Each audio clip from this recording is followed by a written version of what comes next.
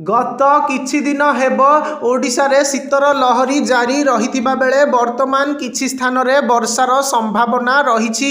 आसंता 21 तारिख जाए राज्यर विभिन्न स्थान रे वर्षार संभावना रहिछि। दक्षिण और दक्षिण उपकूल समेत उपकूल ओडिशार किछि अंचल रे हालुकारु मध्यम धरणर वर्षा संभावना रहिथिबा नेई भुवनेश्वर आंचलिक पाणीपाग विभाग पक्षरु स्पष्ट करा जाइछि।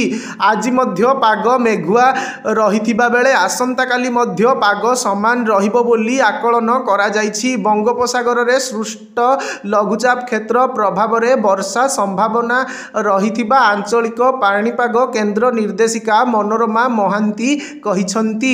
उपकूल ओडिशा सहित आभ्यंतरीय जिला गुड़िकरे मध्य प्रबल वर्षार संभावना रहिछि। पुरी केन्द्रापड़ा गजपति जगतसिंहपुर कोरापुट रायगड़ा जिला मानकरे हालुका वर्षा रहिथिबा बेले गोटिए दुईटी स्थान रे मध्यम धरणर वर्षा नेई आकलन करा जाइछि। तेबे एही समय रे सर्वनिम्न तापमात्रा किछि मात्रा रे बढ़िबा नेई आशंका करा जाइछि।